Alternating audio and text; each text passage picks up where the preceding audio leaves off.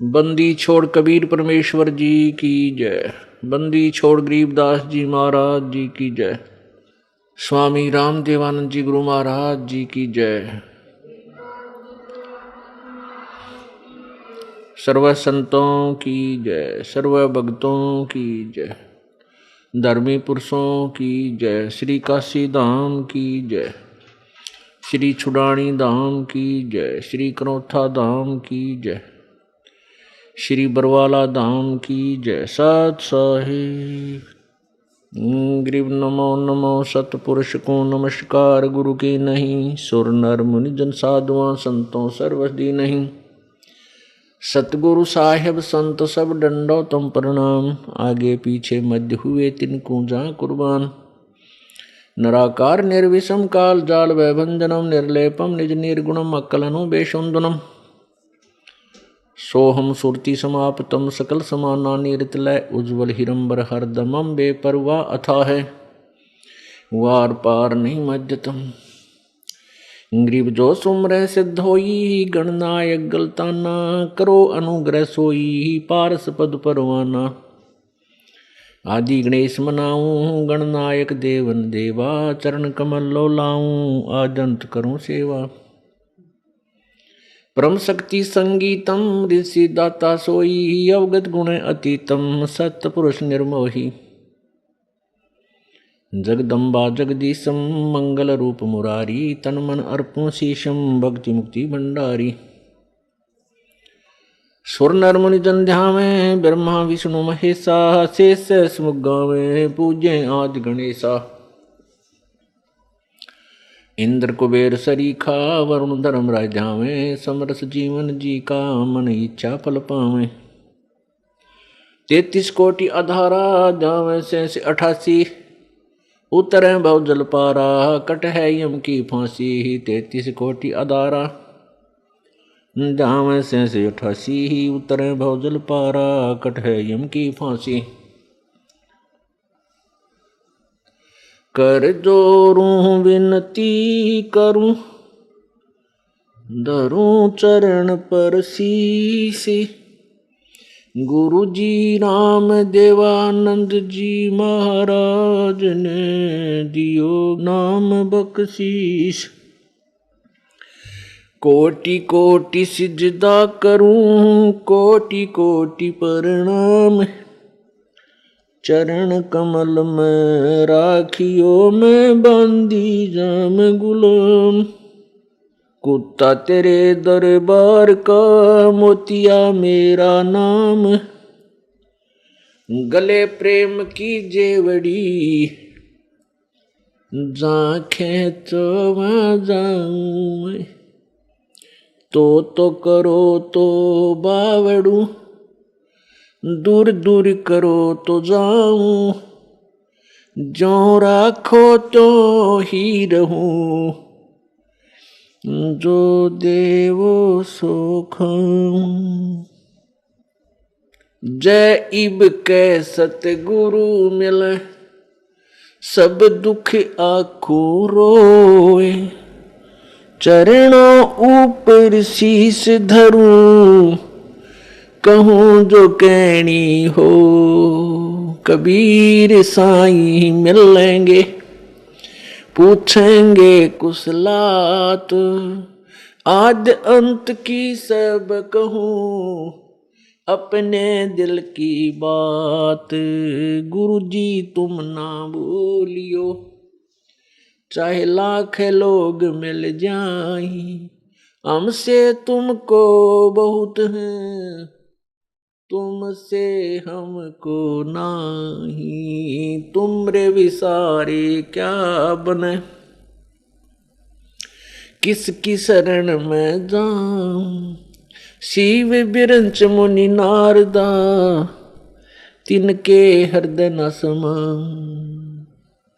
अवगुण किए तो बोध किए करत न मानी हार। बावे बंदा बख्श दियो बावे गर्दन उतारे। अवगुण मेरे बाप जी बख्शो गरीब नवाज।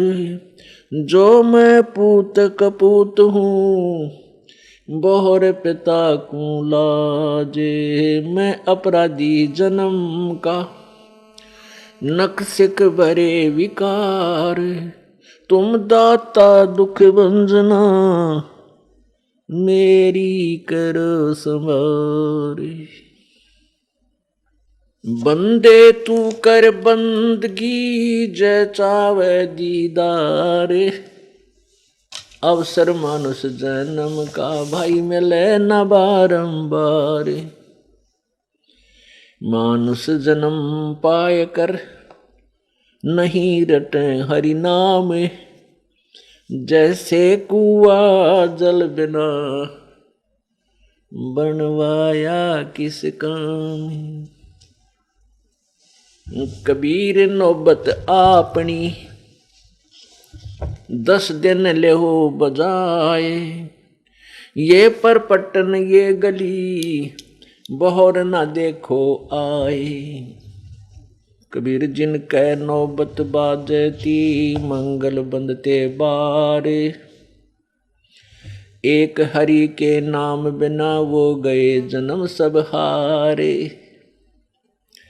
कबीर सातों शब्द जो बाजते, घर घर होते राग।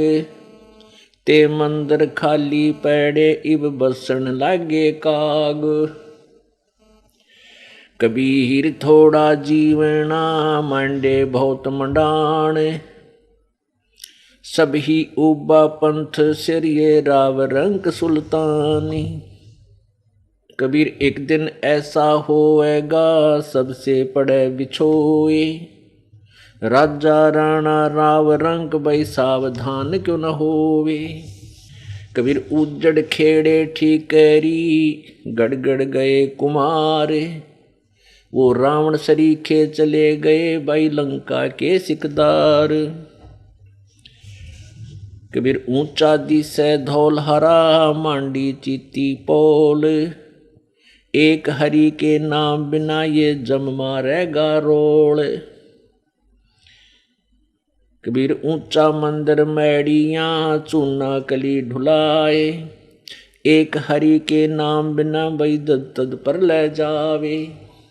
परमेश्वर बंदी छोड़ कबीर परमेश्वर जी, हम काल जाल में फंसी हुई भोली आत्माओं को अपने सूक्ष्म वेद द्वारा, अपनी उस सच्चिदानंद घन ब्रह्म की वाणी द्वारा हमें सावधान कर रहे हैं, हमें यथार्थता की तरफ ले जाना चाहते हैं कि हे भोली आत्माओं, आप जिस लोक में रह रहे हो ये तो तेरा लोक नहीं है, ये तेरा रहने का स्थान नहीं है, तेरा मूल ठिकाना नहीं है। जिस वस्तु को तुम अपनी मान बैठे हो ये आपकी नहीं है। ये पूरी पृथ्वी ऐसी समझो जैसा एक रेस्टोरेंट होता है। आप यहाँ कुछ समय के लिए आए हो, आपको कोई मकान घर झोंपड़ी जो बनाया है ये यहीं रह जाएगा जब तक आप यहाँ रहने का किराया भरकर आए हो भगवान के दरबार में, उतने समय तक आप यहाँ रह सकते हो। उसके बाद इस दिन भी आपका वो रेंट खत्म हो जाएगा, आपकी वो पुण्य कमाई, आपका जो जीवन श्वास समाप्त हो जाएंगे। उसके बाद आप एक पल भी यहाँ नहीं रह सकोगे। और आप क्या सोच बैठे हो कि एक मकान बनाऊं, एक बन गया, दूसरी कोठी बनाऊं, तीसरी बनाऊं, एक फैक्ट्री लगाऊं, एक और बना दूं, और परमात्मा की भक्ति के लिए तेरे पास समय नहीं। आप जिस उद्देश्य से मनुष्य जीवन प्राप्त करके आए थे, आपको जिस काम के लिए, जिस कार्य के लिए मनुष्य शरीर दिया था प्रभु ने, आप उसका लाभ नहीं उठा रहे हो। इसलिए परमात्मा रह रह कर भिन्न भिन्न प्रकार के वचन बोलकर हमें समझाना चाहते हैं। क्या बताते हैं कबीरा नौबत आ पैणी दिन दस लो बजाए, ये पुरपटन ये गली भाई बहर न देखो आए। अपनी अपनी जिसका भी जिसा संस्कार है, कोई गरीब है, अमीर है, राव है, रंक है, राजा है, चाहे कोई देव बना है, ये आपके पुण्य संस्कार हैं पिछले जैसे जिसके जितने हैं। और ये 10 दिन का मेला है, इसमें अपना जो भी तेरा संस्कार है इसको पूरा करके उसके पश्चात आप पुनः इसी मनुष्य शरीर में और उसी स्थान पर जहाँ तुम चाह रहे हो वहाँ नहीं आ पाओगे। अर्थात जिस वस्तु को तू अपनी मान बैठा है, ये बोले प्राणी या तेरी नहीं है, ये माया करतारे की अपनी कह गंवारे, जमपुर धक्के खावेगा नाहक बह बेगार। यह माया या सारी पृथ्वी सारा सब कुछ वो परमात्मा की है और तू इसको अपनी मान बैठा है। जमपुर उस यम के लोक में तू जाएगा, वहां धक्के खावेगा और नाहक बह बेगार। व्यर्थ में तेरे ऊपर ये आपत्ति आ पड़ेगी, नरक भोगेगा, 84 लाख योनियों के प्राणियों में शरीरों में कष्ट पे कष्ट उठाएगा। अब क्या बताते हैं कि आप तो एक गरीब व्यक्ति हो, छोटा मोटा कोई व्यवसाय भी है ये भी इतना नहीं है, बड़े बड़े पूरी पृथ्वी के राजा भी सब संपत्ति और सारा जीवन में जो जोड़ा था वो यहीं छोड़कर चले गए। जिनके नौबत बाजेती और मंगल बनते बार, एक हरि के नाम बिना वो गए जन्म सब हार। पहले समय में राजा लोगों के द्वार के आसपास किले के बाहर एक ऐसा स्थान बनाया जाता था, वहाँ हाथियों को बांध देते थे, 100, 200, 500 बाहर हाथी बंधे होते थे। उनसे राजा की शक्ति का प्रदर्शन होता था कि ये राजा कितना शक्तिशाली है जो 500 हाथियों को रखे हुए है, 500 हाथियों को पाल रहा है। तो परमात्मा कहते हैं ये शोभा उस राजा ने जो बनाई थी, मंगल बोलते हाथी को, बार माने अपने बारने आ गए द्वार पे। जिनके नौबत बाजती, बाजे बाजा करते हैं, और मंगल माने हाथी बंधते बार, द्वार के आगे हाथी बन जा करते हैं। एक हरि के नाम बिना वो गए जन्म सब हारे। परमात्मा की भक्ति ना करके अपने मनुष्य जीवन को बर्बाद करके चले गए। काया तेरी है नहीं, ये माया कहां से हुई, चरण कमल में ध्यान रखो इन दोनों को खोए। जब तेरा शरीर ही नहीं है, तेरे साथ नहीं जाएगा, इसको यहीं अंतिम संस्कार कर दिया जाएगा, तो बोले प्राणी इस माया को तू अपनी कैसे मान बैठा। इसका क्या समाधान बताते हैं, चरण कमल में ध्यान रख इन दोनों ने खोए।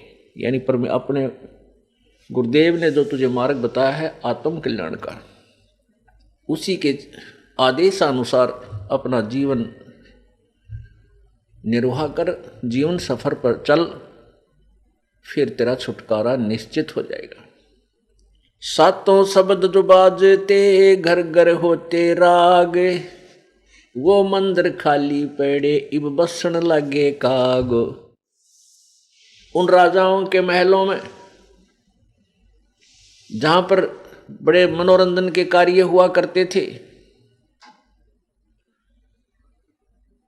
और आज वो मंदिर वो महल खाली पड़े हैं, उनमें काग बोल रहे हैं।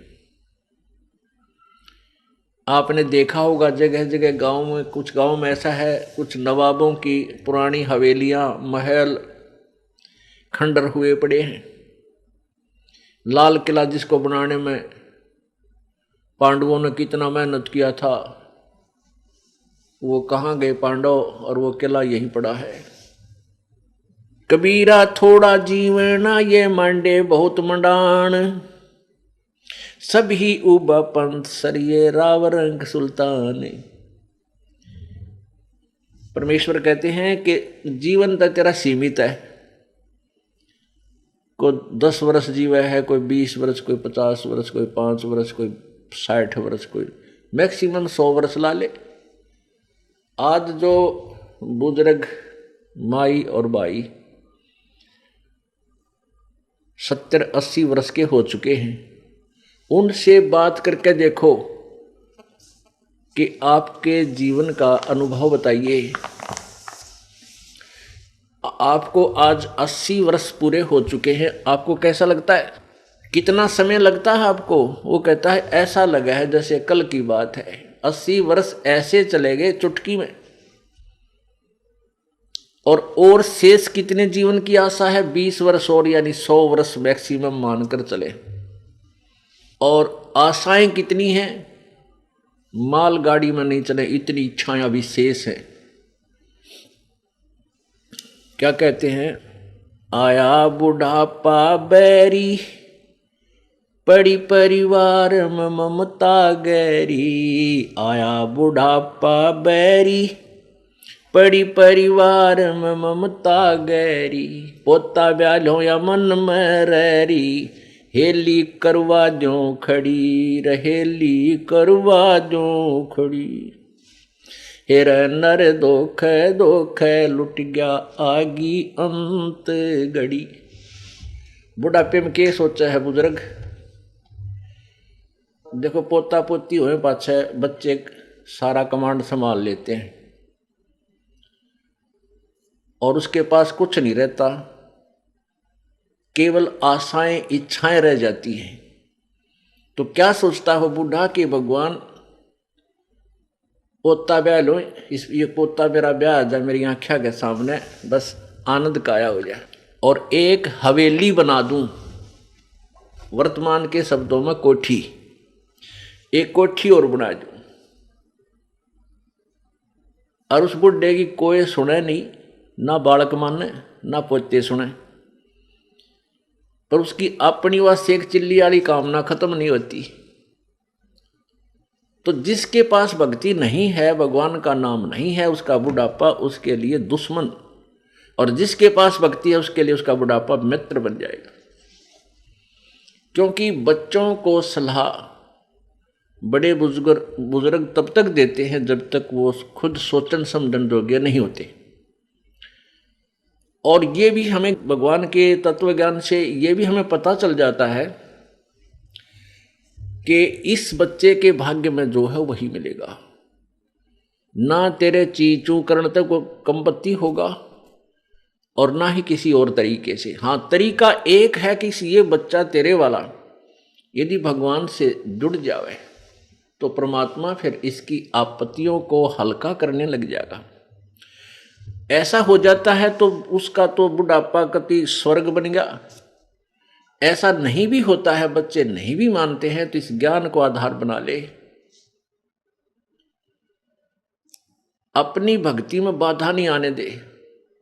बच्चे युवा हो जाते हैं और बाल बच्चेदार हो जाते हैं तो वो बालक नहीं रहते, वो बहुत सोच समझ के कदम उठाते हैं। लेकिन बुजुर्ग ने सोचा है बूढ़ा कि ये नाश करेगा, बस युवा यहाँ काम बिगाड़ेगा, मेरी मानता नहीं। अपने समय में जैसे बचपन था हमारे, जब उस समय कुछ और माहौल था, और तरह की व्यवसाय था। अब इस उम्र में हम 59-60 साल के हो गए, 58 वर्ष के, अब कितना परिवर्तन हो गया। अब हम बच्चों को उस अपने पुराने हिसाब से सेट करा तो कैसे होंगे? हमारी सोच तो 50 वर्ष पुरानी है। तो इस दृष्टिकोण से आधी लड़ाई हम आप बना ले बुढ़ले। तो इनको चाहिए, जिनको नाम ले लिया, अग बेटा भगवान ने याद रखो और नेक नीति तक काम करो, परमात्मा बरकत जरूर देता है आपके किए कर्म का। और कोई हानि भी होती है तो ज़्यादा होनी हो वह कम में टलेगी, ये नियम है ईश्वर का, और नहीं तो हानि नहीं होगी। तो इस तरह विचार करके अपनी भक्ति करता रहे। बच्चे कोई सलाह मांगे तो जिसी बुद्धि काम करे दे दे, बेटा मेरी तो इतनी बुद्धि काम करे है, और आप बुद्धिमान हो और भी किसी आपके साथी सहयोगी से सलाह करके इस काम को कर लीजिए। होना है फिर परमात्मा के अधीन, क्योंकि हम उस मालिक के कंट्रोल में हो गए। अब हमें आउट ऑफ लाइन नहीं जाने देगा परमात्मा। जब हम उसकी शरण में हैं, उसके उपदेश ले लिया है, उसके नियमों का पालन कर रहे हैं, तो वो परमेश्वर हमें बिल्कुल ठीक लाइन पर चलाएगा, बाहर नहीं जाने देगा। इसलिए बूढ़ा बुजुर्ग जो है अपने उस बुढ़ापे को फिर बहुत आसानी से पूरा कर जाएगा। नहीं तो ये शत्रु है, आया बुढ़ापा बैरी। जितना वृद्ध होता जाएगा, क्योंकि 2 बेटे 2 बेटी, फिर उनका 2-2 3-3 संतान है। अब पोते के गड़बड़ होगी तो बूढ़ा दुखी, पोती का होगी तो बूढ़ा दुखी, बेटी का होगी तो बूढ़ा बुजुर्ग बुढ़िया दुखी हैं। तो कितनी कहाँ तक की आपत्तियां आने के लिए रास्ते खुल गए। और भगवान की भक्ति में जुट जा खूब डट के। और फिर ये भी होगा कि राम नाम पर जुट गए तो निश्चिंत हो गए। जो नाम पर नहीं लगे हैं तो संतोष हो जाएगा, भाई अपना कर्म मिलेगा बच्चे को, थोड़ा दुख होगा घना नहीं होगा। तो इस प्रकार हम अपने इस जीवन को सफल करेंगे। तो यहाँ क्या बताना चाहते हैं कि कबीर परमेश्वर जी कहते हैं, कबीर जीना थोड़ा, जीवन तो थोड़ा और बांडे बहुत मंडाण। पता नहीं कितनी इच्छाएं पाड़ ली। और सब ही उबा पंथ सरिये राव रंक सुल्तान। कहते सब मुसाफिर हैं ये, चाहे राजा है, चाहे गरीब है, चाहे अमीर है, सभी ने यहाँ से चलना है। ये चलो चलो हो रही है भाई, ये सभी कुछ करते जा रहे हैं। जिसका जहाँ भी रेलवे स्टेशन आ जाता वहीं उतर जाता वो। एक दिन ऐसा होवेगा सबसे पड़े बिछो। एक दिन ऐसा आएगा कि तू अपने परिवार से बिछुड़ जाएगा, इनके साथ नहीं रह पाएगा। इससे भी अपना हिसाब लगा ले, ये तेरा नहीं है। लेकिन इसका अर्थ ये नहीं है कि इनसे कोई नफरत करे। हम एक ट्रेन में बैठे हैं, एक बोगी में नारे नारे, प्रत्येक कंपार्टमेंट में। तो वो हमारे साथ बैठे हुए जो यात्री हैं, उन यात्रियों से हमारा कैसा व्यवहार होता है? अच्छा व्यवहार होता है, बात भी करते हैं, चर्चा भी चलते हैं, कोई मदद होती है वो भी हम करते हैं। कोई बुजुर्ग बीमार है उसके लिए गाड़ी रोकी है, कोई जूस ला देते हैं, कोई फल मंगाता फल ला कर देते हैं, प्यार से रखते। और अपना अपना स्टेशन आता है, उतर के चले जाते हैं। बस इतना ही उनके साथ हमारा लगाव होता, उसके आगे नहीं होता। ऐसे ही हमें ये समझना चाहिए, जीवन रूपी गाड़ी में हम एक परिवार रूपी कंपार्टमेंट में बैठे हैं। तो हमारा फर्ज बड़ा है, जब तक हमारा स्टेशन ना आता ना उतरे, इतने प्रत्येक की मदद करें जो जिसके योग्य है, जिसकी आवश्यकता है, और प्यार से रहे। बिल्कुल कोई झगड़ा नहीं, अपना एडजस्टमेंट करके चले। तो एक जीवन रूपी गाड़ी के इस कंपार्टमेंट में बैठे हैं, तो ये सफ़र अच्छी तरह तय हो जाएगा। और उस कंपार्टमेंट में बैठे आपस में झगड़ा करें, लड़ पड़े, तो 2 घंटे मुश्किल हो जा पार उस सफ़र के, जीवन दूभर हो जा। तो इसको हमने इस तरह सोच के अपने इस जीवन रूपी सफ़र को सुख में बनाना है। कबीर एक दिन ऐसा होवेगा सबसे पड़े बिछो, राजा राणा राव रंग सावधान क्यों ना हो। उज्जड़ खेड़े ठीकरी ये घड़गड़ गए कुमार, वो रावण सरीखे चले गए भाई लंका के सरदार। आप देखते हो कहीं कहीं पर गांव के गांव पुराने समय के हिसाब से वो उज्जड़ हो गए, वो गिर गए, नष्ट हो गए, और वहाँ ऊंचे ऊंचे टीले बन गए हैं, और उनमें टूटे फूटे जो है ना पुराने मिट्टी के बर्तनों के वो ठीकरी पड़ी है, टुकड़े पड़े। तो परमात्मा याद दिलाते हैं, वो भी तुम्हारे तरह इन कोठी बनाए बैठे थे यहाँ पर, और आज उनका क्या हाल हो रहा है, वो मकान ना वो सब कुछ नष्ट हो गया। तो ये तो अस्थाई सटे है आपका, यहाँ पर टेम्परेरी सटे है, अस्थाई आपका जो है ना पड़ाव है। और हमने अपने निज घर की तरफ प्रस्थान किया हुआ है। किन्होंने? जिनको मनुष्य जीवन मिल गया और साथ में ये यथार्थ मार्ग मिल गया, रास्ता मिल गया अपने घर का। तो उन्होंने अपना उद्देश्य यही रखना है कि हमने अपने घर जाना है। अस्थाई जहाँ भी हमने रुकना पड़ जाता है रात्रि में किसी शहर में, कोई धर्मशाला में, तो वो धर्मशाला ही होती है।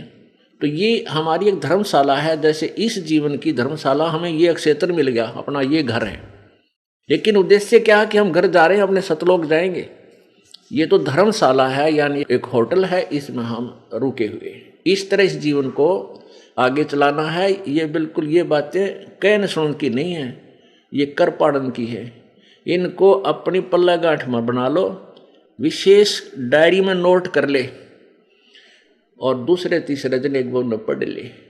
कति शांत मनता है, नो नहीं नित्यनेम की तरह रेलसी बना कर पढ़ लिया, नहीं। इनको पढ़ने का तात्पर्य से जोर दे यू क्या क्या कह रखा भगवान ने, और फिर हम भूले नहीं गए उस उद्देश्य को जिसके लिए हम यहाँ आए हैं।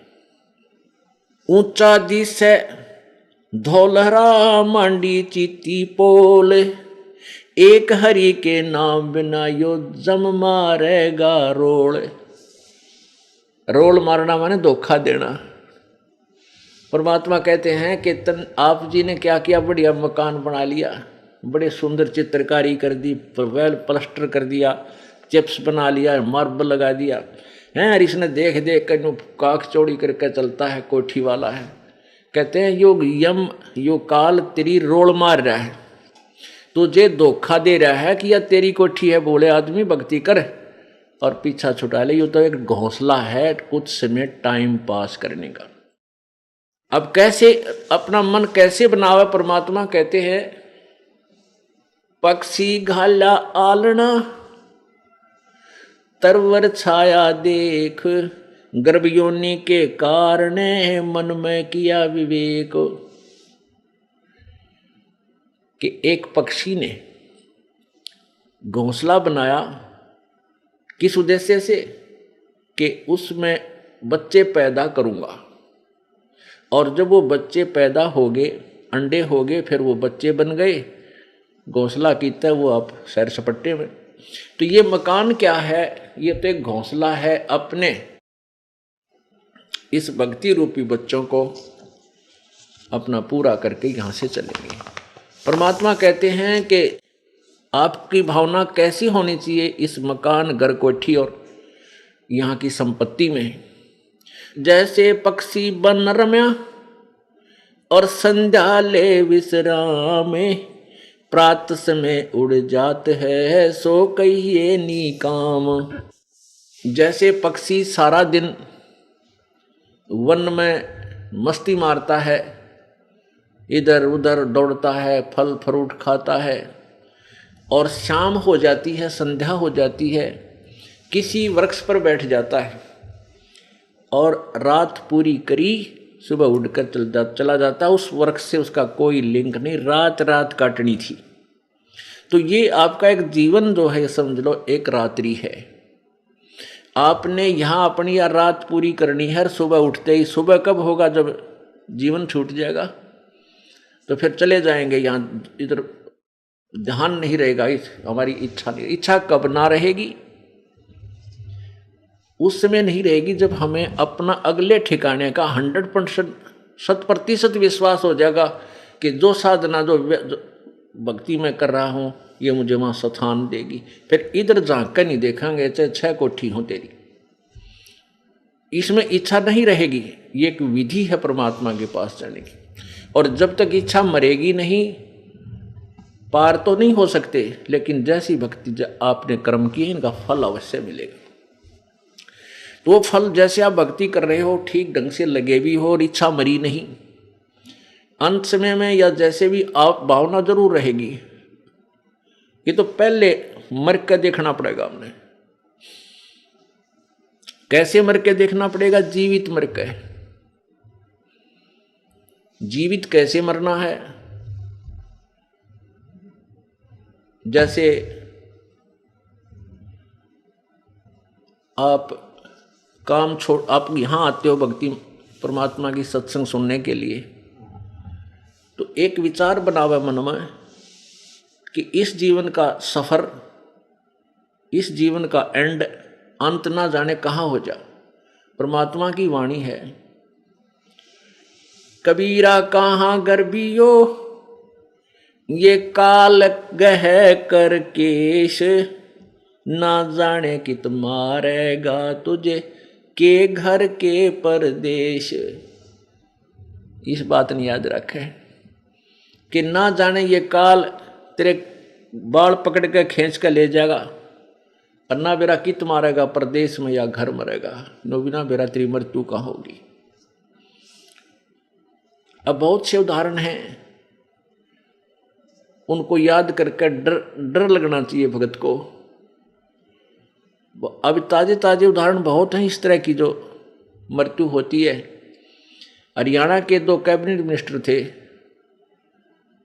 अभी 4 वर्ष पहले, 4.5 वर्ष पहले, और शपथ लिया उन्हें भी मेरे ख्याल 10 से 5 दिन हुए थे, और बहुत पैसे वाले थे, और एक मिनिस्टर, और उसकी क्या तमन्नाएं थी, एक ही हेलीकॉप्टर में दोनों की मृत्यु होगी। अब आगे क्या हुआ वो तो प्रभु जाने। उसके बाद अभी तुरंत मध्य प्रदेश के एक, वो आंध्र प्रदेश के मुख्यमंत्री जी हेलीकॉप्टर में पता नहीं कहाँ मृत्यु हुई, और 3 दिन के बाद उनकी के शव का पता लगा वो वहाँ पड़ा है। तो पुण्यात्माओं, इसको अब भक्तों को ये नो जीवित मरना पड़ेगा कि आप जब सत्संग या भक्ति की तरफ चलते हो, भगवान का भजन करना चाहते हो, तो जीवित मरना होगा। आप जब सत्संग की तरफ चलते हो, गुरुदेव के यहाँ आते हो 1 दिन 2 दिन के लिए, तो आपसे घर उस समय छूटेगा जब आप जीवित मर जाओगे। ये सोच लेना कि आज मैं मर गया और 2 दिन के लिए आपकी मृत्यु, मान लीजिए मृत्यु तो होनी है, ये तो अंडरस्टूड है, यूनिवर्सल ट्रूथ है, ये तो बिल्कुल सच्चाई है, मृत्यु होगी। और इसका ये भी नहीं पता कब हो जाए, और यदि भक्ति पूरी ना हुई, हम धर्म कर्म कोई बना नहीं, तो वो जीवन व्यर्थ गया, चाहे लाख वर्ष जी ले। तो ये सोच ले कि भाई आज मैं 2 दिन खातिर मर गया। अगर परमानेंट मर जावा, सदा के लिए मर गया, मृत्यु होगी, तो फिर कौन करेगा उस काम को जिसके लिए तो भक्ति नहीं छोड़ना चाहता।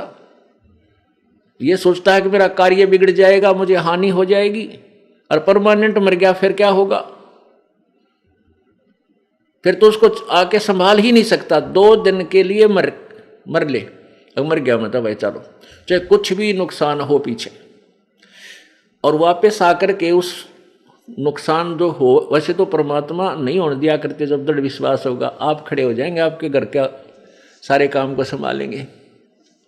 परंतु आप ये सोच कर चलो कि आज मेरी मृत्यु होगी, 2 दिन मर गया मैं, 3 दिन के लिए मर गया, तो वापस आकर कम से कम उस बिगड़े हुए ने फिर ठीक तो कर लेंगे, और फिर साथ भगवान की पावर होगी, भगवान की शक्ति हमारे साथ होगी, तो वो और शीघ्र ठीक होगा। आपको मान ले 10,000 का नुकसान हो गया, और जब भगवान पर विश्वास है और भक्ति मार्ग पर आप दृढ़ हो, आपके मन मानो 50,000 का लाभ कर दिया भगवान। तो इसीलिए तो परमात्मा तलाश करते हैं। और जब परमात्मा मारे कैसा घसियारा हो, तो फिर उसने क्यों तलाश करें? क्या हो सकता है फिर उसके पीछे दौड़ धूप करने की? इसलिए ढूंढते हैं कि हम उसके लिए नहीं, अपने कल्याणार्थ। कितना दयालु है भगवान, कल्याण हम अपना करावे, वो हमारे घर के बच्चों की रखवाली वो आप करे। कितना दयालु है। हम घर पर बैठे रहें और सारा नुकसान हो जाए, जब क्या कर ले। जींद में एक पूरा परिवार गर्मियाँ के दिन में ऊपर सोया छत पर, नीचे ताला तोड़ के 5 लाख का सामान निकाल ले गए, बर्तन भी उठा ले गए, सुबह रोटी पाउंड आटा भी कौन पाया। बताओ, तो सारा परिवार वहाँ था और खूब रखवाले थे, ईब कर ले क्या करेगा। तो पुण्यात्माओं, इन पॉइंटों को अपने पल्ला गांठ ला लिया करें। जब ये भक्ति होगी ना, बालका का खेल नहीं है ये। और परमात्मा कहते समझा है तो सिर धर पाऊं और बहर नहीं रे ऐसा दाओ। जब तेरे आगे समझ में कि तो काम करे, पीछा छूटेगा। इस जन्म में कर ले, चाहे किसी और जन्म में कर लिए, कभी मनुष्य जीवन मिला, ये तो आपने करना पड़ेगा, या ट्रेनिंग, यो कोर्स पूरा करना पड़ेगा, और फिर सदा के लिए सुखी होंगे। अपना एक सतलोक स्थान है, वो शाश्वतम स्थानम। गीता जी अध्याय नंबर 18 के श्लोक नंबर 62 में गीता ज्ञानदाता कहता है कि अर्जुन, तू सर्वभाव से उस परमेश्वर की शरण में जा, उसकी कृपा से ही तू परम शांति और शाश्वतम स्थानम यानी उस सनातन परम धाम को प्राप्त हो जाएगा। गीता जी अध्याय नंबर 15 के श्लोक 4 में कहा कि जब तुझे तत्व ज्ञान मिल जावे, उस तत्व ज्ञान रूपी शस्त्र के द्वारा इस अज्ञान रूप अंधकार को काट के अच्छी तरह इस ज्ञान को समझकर उसके पश्चात उस परम पद परमेश्वर की, उस परमेश्वर के उस परम पद की खोज करनी चाहिए, जहां जाने के बाद ये साधक फिर लौटकर संसार में कभी नहीं आते, और जिस परमेश्वर ने सारे ब्रह्मांडों की रचना की है। और गीता ज्ञानदाता कहता है कि मैं भी उसी की शरण हूं, वो वही पूजा के योग्य है। और अपने विषय में गीता ज्ञानदाता 4 अध्याय के 5वें श्लोक में कहता है कि अर्जुन, तेरे और मेरे बहुत जन्म हो चुके हैं, तू नहीं जानता, मैं जानता हूं। गीता अध्याय नंबर 2 के श्लोक 12 में कहा कि अर्जुन, ये मत समझ कि ये राजा लोग तू और हम अभी वर्तमान में हैं, अब हम पहले भी जो जन्मे थे और आगे भी होंगे। इससे सिद्ध है कि गीता ज्ञान दाता वो स्वयं भी नाशवान है, जन्म मृत्यु होती है। गीता जी अध्याय नंबर 4 के श्लोक नंबर 9 में गीता ज्ञान दाता कहता है कि मेरे जन्म और कर्म दिव्य हैं, अलौकिक हैं। जन्म तो होता है लेकिन वो कुछ अलौकिक है। और गीता जी अध्याय नंबर 10 के श्लोक नंबर 2 में गीता ज्ञानदाता ब्रह्म अर्थात काल बोल रहा है श्री कृष्ण जी के शरीर में। वो कहता है कि मेरे जन्म को, मेरी उत्पत्ति को ना ऋषि जन जानते, ना ये देवता जानते, ना ये सिद्ध जानते, क्योंकि ये सब मेरे से ही उत्पन्न हुए। अब इससे सिद्ध हो गया कि गीता ज्ञानदाता का जन्म तो हुआ है, लेकिन ये ब्रह्मा विष्णु महेश आदि देवता और ऋषि नहीं जानते, क्योंकि इसकी संतान है। अब पिता की उत्पत्ति को संतान नहीं बता सकता, दादाजी बतावे, उसकी डेट ऑफ बर्थ भी बता देगा। ऐसे ही पूर्ण परमेश्वर परम अक्षर ब्रह्म कबीर भगवान ने आकर के इस काल भगवान की ब्रह्म की उत्पत्ति, इसका डेट ऑफ बर्थ भी बता रखा है हमारे को। तो कहने का भाव ये है कि उस परमात्मा की भक्ति से हम सतलोक जाएंगे। वहां जाने के बाद फिर हमारा कभी जन्म मृत्यु नहीं होगा, वहां परम शांति, वहां कोई दुख नहीं। यहां से तो हमारी टिकट कटेगी, ये तो फाइनल है। इसलिए हमने मरना तो है, लेकिन मरने के बाद कहां जाना है ये इच्छा प्रबल हो जानी चाहिए। अब वो उमंग, वो हिलोर उठे अंदर से, जैसे कबीर परमेश्वर जी की कृपा से आदरणीय गरीबदास साहिब जी उस सतलोक को आंखें देख कर आए थे, और उसके बाद उनको इतनी उमंग भर गई थी उस स्थान को देखकर कि वाह वाह अमरपुर जाऊंगा, वाह वाह अमरपुर जाऊंगा। जैसे बालक के चाचा डाक रहे, वाह मामा का जाऊंगा, मामा का जाऊंगा, नानक का जाऊंगा।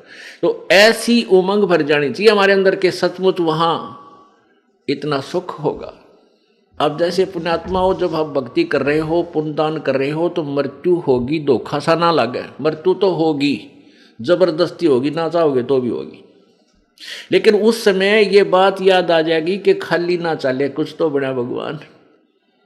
जैसे बच्चा विद्यार्थी सारा वर्ष पढ़ता है, तैयारी करता है, एग्जाम आ जाते हैं तो घड़ा ना डरता हो, और जिसने किताब बैठा के ना देखी मस्ती मारता इंडिया, वो तो कांपण लग जाए, कुछ ना लिखा हुआ याद होगा वो भी भूल जाता है।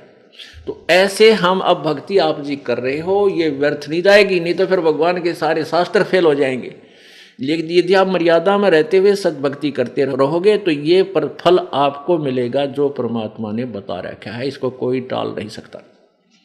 इस तरह आपने दृढ़ विश्वास करके इस मार्ग पर लगना है।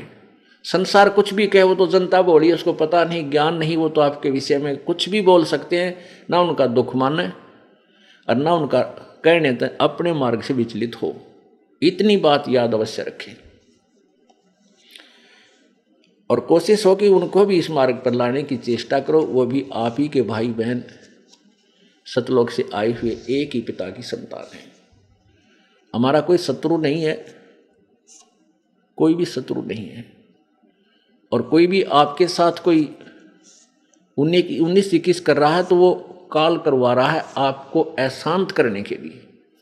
तो ठीक अपना बचाव अवश्य करे, किसी तरीके से वो अपना बचाव करे और भक्ति करता रहे, उसको शत्रु वाले दृष्टिकोण से ना देख करके एक पागल कुत्ता समझ ले। अगर पागल कुत्ते से कैसे बचा जाता है वो सारे तरीके अपनाए रखे, बस इतनी सी बात। अब क्या बताते हैं, ऊंचा दिसे धौलरा ये मांडी चीती पोले, एक हरि के नाम बिना यो जम मारेगा रोल। यू काल रोल मार रहा तुम्हारी, तुमने बहका रहा है, मूर्ख बना रहा है, तुम्हारे साथ धोखा कर रहा है। ये बढ़िया बढ़िया कोठी तेरी, ये बेटी तेरी या कार तेरी, नहीं तेरा तो अपना शरीर भी नहीं है। हाँ ठीक है, जिन बच्चों का आपके साथ संयोग है इनको एक धनी के बच्चे जानकर, एक मालिक के बच्चे जानकर इनकी परवरिश कर, इनकी सेवा कर, जो तेरे योग्य है, जो तुझे सौंपी गई है। वो किस दृष्टिकोण से करे बच्चे अपने बच्चों का पालन, जैसे एक नौकरानी। इस दास ने देखा जब ये नाम उपदेश मिला, ये ज्ञान प्रभु का मिला, उसके बाद आंखें चार हो जाती इंसान के। तो हर एक प्रक्रिया देखा करता था कि जहां हमारा ऑफिस था उससे एक कोठी छोड़कर दूसरी में एक बहुत बड़ा अच्छा सेठ रहता था, कोई फैक्ट्री का मालिक। उसकी एक लड़की थी 7-8 वर्ष की, और उस बच्ची का जो स्कूल था वहाँ से ज़्यादा यानी 5-10 किले दूर होगा, 2000 फुट की दूरी पे। तो एक नौकरानी रखी हुई थी स्पेशल उसी लड़की के लिए। वो उसको खाना बनाती थी, उसकी इच्छा अनुसार जो भी वो चाहती थी वो खिलाती पिलाती थी, नहवाती धोवाती थी, और उसको कपड़े पहनाकर स्कूल की ड्रेस, और उसको वहाँ छोड़ कर आती थी और छुट्टी होते ही लेकर आती थी। गर्मियों के दिनों में वो क्या करती थी, वो नौकरानी एक छोटी सी छतरी लेकर के उस बेटी पर, उस बच्ची पर तो छाया रखती थी और स्वयं धूप में चलती थी, क्योंकि उसके मालिक की बेटी है वो। और जब उसको वो नौकरी से निकाल दिया, उसने मुड़ के भी ना देखा उस बेटी की तरफ, क्योंकि वो उसकी नहीं थी, लेकिन उसकी ड्यूटी थी, उसमें वो पंचुअल थी, कहीं मालिक नाराज ना हो जाए। तो ये जो बच्चे बेटा बेटी आपके संस्कारवश आपके पास आए हैं, तो आपने इनको मालिक के दिए हुए मालिक के बच्चे, और आप उनको उस परमेश्वर का नौकर जानकर सेवा करके देखो इनकी, तो फिर आपकी ठीक है थोड़ा बहुत लगाव बच्चे में बन जाता है, लेकिन वो 2 दिन पीछा पर खत्म हो जाता है। जिसको ये हरदम यादशगी के तेरे नहीं है, अभी तो हम अपने मानते हैं इनको, और यहां बिगाड़ होता है। ये सोच ले ये अपने हैं ही नहीं। एक लेवा एक देवा दूतम, कोई किसी का पिता न पूतम, ऋण संबंध जुड़ा एक ठाठा, अंश में सब 12 बाटा। बहुत से प्रमाण परमात्मा ने बहुत से ऐसे उदाहरण दिए हैं, एग्जाम्पल दिए हैं, जिससे हम अपना दिल रोक सकते हैं, डांट सकते हैं और परमात्मा के चरणों में दृढ़ हो सकते हैं। उनको अपनाना चाहिए। ये फार्मूले होते हैं जिनसे ये प्रॉब्लम हल होया करते। इन प्रॉब्लम्स को सोल्व करने के ये तरीके हैं, और ऐसे ही होंगे, और किसी तरीके से ये हल हो ही नहीं सकता। जो परमेश्वर ने आकर के स्वयं उसकी जो है ना समाधान बताए हैं, हमने उन्हीं का पालन, उन्हीं का प्रयोग करना पड़ेगा, तब हम इस एग्जाम में सफल होंगे। कहा चनावे मैडिया चूना माटी लाए, और मी चुनेगी पापनी ही दौड़ के लेगी आए। क्या बताते हैं परमात्मा कि कहा चुनावे मैडियाँ, मैडी बड़ी बड़ी कोठियाँ, और कहते हैं चूना माटी लाए। पहले चूने को, आजकल तो सीमेंटेड बहुत अच्छी मानी जाती है, उसमें चूना, जो चूना प्रयोग करता था वो बहुत बड़ा सेट होता था, नहीं तो मिट्टी की चढ़ाई करते थे, मिट्टी कच्ची ईंटों से अपने मकान बनाया करते थे गांव वाले।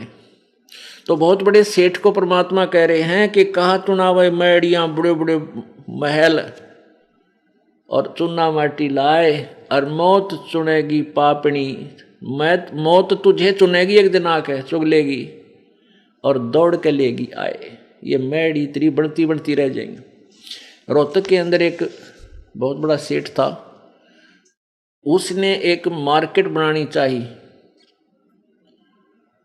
मार्केट उसका अपना पुराना सा कुछ स्थान था, उसको फोड़ फाड़ के एक मार्केट बनानी शुरू की। जैसे वहाँ काफ़ी मार्केट बन जाती, ऊपर नीचे उसमें दुकानें निकालने लगा। और उसकी कितनी तमन्नाएं थी। कहते वहाँ वो अधिक बनी थी और शाम के समय उन मजदूरों को उनकी मजदूरी का हिसाब करके और स्वयं वह टूटी चाल रही थी, गर्मियाँ के दिन थे, उसके नीचे बैठकर नहाने लग गया। अब स्नान करते करते हार्ट अटैक हो गया और वहीं पर नहीं हो गया। तो परमात्मा कहते हैं अरे तेरा गजब हुई। ठीक है वो तो दिन आना था, पर जो कुछ और भी करने के लिए संदेश दिया मालिक ने 100 बार, वो क्यों नहीं किया। अब वो ना वह कोई वो कोई और प्रयोग करेगा, उसका तो काम नहीं आई। ठीक है भक्ति भी करता रहता और वो जो भी काम था उसको भी साथ लगा रहता, दोनों काम करता। वो कब करता जो पूर्ण संत की देखो, अधूरे संत नकली संतों से भी लाभ नहीं होता और गलत साधना से भी जीव सफल नहीं हो सकता, जीवन सफल नहीं हो सकता, ना भक्ति सफल हो सकती। तो पुण्यात्माओं, भक्ति मार्ग के अंदर वर्तमान में पूरा विश्व बिल्कुल बालक जैसा है, चाहे वो संत कलाम हैं, चाहे मैं ऋषि की पदवी पा रहे हैं बोली आत्माओं में, और चाहे वो मंडलेश्वर कहलाते हैं, जगत गुरु की पदवी आप पर लिखवा रहे हैं। किसी को भी ABC कह भी नहीं पता भक्ति मार्ग का। इस बात को सुनकर प्रत्येक आदमी जो प्रथम बार सुनता है इस दास के इन वचनों को, वो मन में बहुत से दोष पैदा कर लेता है। वो सोचता है कि ये अपने आप को पता नहीं क्या समझता है, बड़ा अभिमानी है, अपने आप को रामपाल पता नहीं क्या बनाए बैठा है। नहीं, इस दास का ना तो यो कोई खानदानी प्रोफेशन था, अग भाई हमारे दादे परदादे इसे काम पर लग रहे थे, नहीं, एक किसान परिवार में जन्म था इस दास का और 2 रोटी परमात्मा ने बढ़िया दे रखी थी, जूनियर इंजीनियर की नौकरी थी। परमात्मा ने ना जाने किस प्रकार अनहोनी की है या इस दास को वो खजाना दे दिया जिसकी पूरे विश्व को आवश्यकता है। और इसके अतिरिक्त कोई अल्टरनेट नहीं, जीव सुखी हो जाए या वो कोई धनवान हो सके, कोई तरीका नहीं। हाँ, बेईमाना, चोरी, ठगी, ये तरीके समाज ने अपना लिए हैं धनी होने के, लेकिन इनसे कभी धनी नहीं हो सकता, ना शांति हो सकती। तो उस शांति को प्राप्त करने के लिए जैसा कि प्रसंग चल रहा था कि न तो गीता ज्ञानदाता स्थायी है, न उसकी जीवन मृत्यु समाप्त हुई है, और न ब्रह्मा विष्णु महेश और अन्य देवता, क्योंकि ये उसी के अंतर्गत हैं, उनको भी नहीं ज्ञान है यथार्थ भक्ति मार्ग का, इसलिए वो भी शाश्वत स्थान को प्राप्त नहीं कर सकते। और इस दास को ज्ञान हुआ उस परम अक्षर ब्रह्म का, पूर्ण परमात्मा की भक्ति का। इस दास के बताए हुए मार्ग से वो परमात्मा प्राप्ति हो सकती है और कोई तरीका नहीं इस विश्व में नहीं है। इसको चाहे अभिमान सोच लो या कति यथार्थ और सच्चाई मान लेना। हाँ, ये कुछ दिन के बाद आप फिर बाद में पश्चाताप किया करोगे कि सचमुच वो सत्य कहा करते थे। अब एक थोड़ी सी झलक आपको दिखाएंगे कि ब्रह्मा विष्णु महेश और देवताओं को कितना ज्ञान था, ऋषि और महर्षि को कितना ज्ञान था, और उनको उनका ज्ञान ऐसा है तो उनको समाधान वो शाश्वत स्थान उनको मिला कैसे होगा, नहीं मिला होगा, इसलिए वो काल के जाल में रहे हैं और हैं। उसके लिए आपको एक छोटा सा प्रमाण देते हैं, श्री देवी भागवत महापुराण क्लियर कर देगी। पुण्यात्माओं, प्रत्येक बार प्रत्येक सत्संग में 10, 20, 50, 100 भक्त ऐसे होते हैं जो प्रथम या दूसरी या तीसरी या चौथी बार आए हैं, और उनको ये प्रकरण रह कर सुना जाना अति आवश्यक है कि ताकि उनको ये कंसेप्ट क्लियर हो जा कि वे ब्रह्मा विष्णु महेश को ज्ञान नहीं था। हाँ, बिल्कुल नहीं था। भक्ति मार्ग का उनको कोई ज्ञान नहीं है, था कि है भी नहीं अभी तक। अब उनका ब्रह्मा विष्णु महेश जी की हमने कहाँ से महिमाएं सुनी? पुराणों से, और उन्हीं पुराणों से ही किसी ने हमें सुना के मैं पुराणों से बता रहा हूँ। ये अजरो अमर हैं, सर्वेश्वर हैं, महेश्वर हैं, मृत्युंजय हैं, कोई माता पिता नहीं ब्रह्मा विष्णु महेश जी की। और आज उन्हीं पुराणों में हम आंखों पढ़ रहे हैं, उनमें लिखा है कि ये तो नासवान हैं, इनके माता पिता हैं, इनकी जन्म मृत्यु होती है और इनको भक्ति मार्ग का कोई ज्ञान नहीं था। ऋषि में ऋषियों और इन जगत गुरुओं को कहाँ से होगा जो उन्हीं की पूजा कर रहे हैं? ये अंडरस्टूड है, अपने आप समझा जा सकता है। उसके लिए देखिएगा श्रीमद् देवी भागवत। पहले तो ये देखिए कि ब्रह्मा विष्णु महेश अजर अमर हैं या नासवान हैं, ये दिखाते हैं श्रीमद् देवी भागवत। ये देखिएगा श्रीमद् देवी भागवत,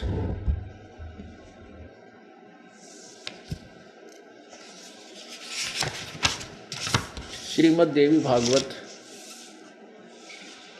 संपादक है हनुमान प्रसाद पोद्दार, चिमन लाल गोस्वामी।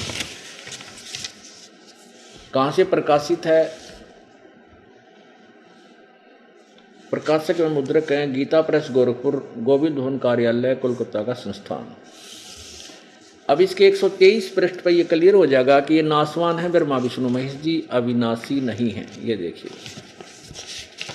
तीसरा स्कंद,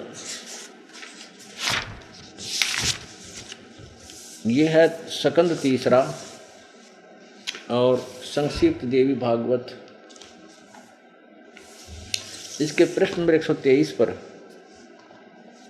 यहाँ क्या लिखा है? तुम शुद्ध स्वरूपा हो, तुम शुद्ध स्वरूपा हो, यह संसार तुम ही से उद्भासित हो रहा है। विष्णु जी कह रहे हैं मैं ब्रह्मा और शंकर आम सभी तुम्हारी कृपा से विद्यमान हैं। हमारा आविर्भाव अर्थात जन्म और तिरोभाव अर्थात मृत्यु होता है। हमारा तो जन्म और मृत्यु हुआ करता है, केवल तुम ही नित्य हो, जगत जननी हो, प्रकृति और सनातनी देवी हो। भगवान शंकर बोले देवी यदि महाभाग विष्णु तुम्ही से प्रकट हुए हैं तो उनके बाद उत्पन्न होने वाले ब्रह्मा भी तुम्हारे बालक हुए। फिर मैं तमोगुणी लीला करने वाला शंकर क्या तुम्हारी संतान नहीं हुआ? अर्थात मुझे भी उत्पन्न करने वाली तुम ही हो। देवी संपूर्ण संसार की सृष्टि करने में तुम बड़ी चतुर हो। इस संसार की सृष्टि स्थिति और संहार में तुम्हारे गुण सदा समर्थ हैं। उन्हीं तीनों गुणों से उत्पन्न हम, शंकर जी कह रहे हम ब्रह्मा विष्णु एवं शंकर नियमानुसार कार्य में तत्पर रहते हैं। अब इस उल्लेख से श्रीमद् देवी भागवत यानी दुर्गा पुराण के इस 123 पृष्ठ यानी तीसरे स्कंद में ये स्पष्ट हो गया। इसने 3 कंसेप्ट क्लियर कर दिए। एक तो श्री ब्रह्मा विष्णु महेश जी की जन्म मृत्यु होती है, ये अविनाशी नहीं है। दूसरा ये हो गया कि रजगुण ब्रह्मा है, सतगुण विष्णु, तमगुण शिव जी। ये एक ये रजगुण है, ये गुण युक्त है। रजगुण ब्रह्मा, सतगुण विष्णु, तमगुण शिव जी, और ये दुर्गा से उत्पन्न हुए, दुर्गा के बेटे हैं। अब जो प्रसंग था कि ब्रह्मा विष्णु महेश जी को आध्यात्मिक ज्ञान नहीं था, यानी तत्व ज्ञान नहीं था, वेद ज्ञान नहीं था, इसका प्रमाण आपको दिखाते। और न ही इन ऋषियों महर्षियों और ब्राह्मणों को था, सतयुग में ही नहीं था, तो अब कलयुगी ऋषि महर्षि जगत गुरुओं को कहाँ से ज्ञान होगा? ये देवी पुराण स्पष्ट कर देगी। ये देखिएगा श्री देवी पुराण, ये वही श्रीमद् देवी भागवत है यानी दुर्गा पुराण, गीता प्रेस गोरखपुर से प्रकाशित है। इसके वही हनुमान प्रसाद पोद्दार और चिमन लाल गोस्वामी ये इनके संपादक हैं। ये वही गीता प्रेस गोरखपुर से प्रकाशित है। प्रकाशक एवं मुद्रक हैं गीता प्रेस गोरखपुर, गोविंद भवन कार्यालय कोलकाता का संस्थान। अब इसके 28 पृष्ठ पर हम देखते हैं ब्रह्मा विष्णु नारद और व्यास जी इन सब के ज्ञान का, इनको कितना ज्ञान था ये स्पष्ट हो जाएगा। ये देखिएगा, यह है प्रथम स्कंद, पहला स्कंद और प्रश्न नंबर 28 यहाँ देखिएगा।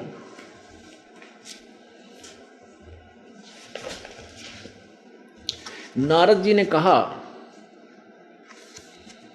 महाभाग व्यास जी, तुम इस विषय में जो पूछ रहे हो, ठीक यही प्रश्न मेरे पिताजी ने भगवान श्री हरि से किया था, यानी विष्णु जी से।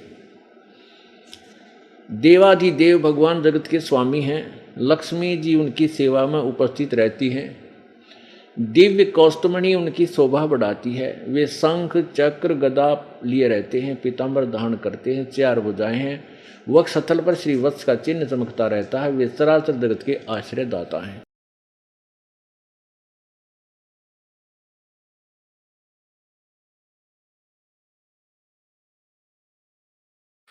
संत रामपाल जी महाराज जी से नाम दीक्षा लेने के लिए इन नंबरों पर कॉल करें।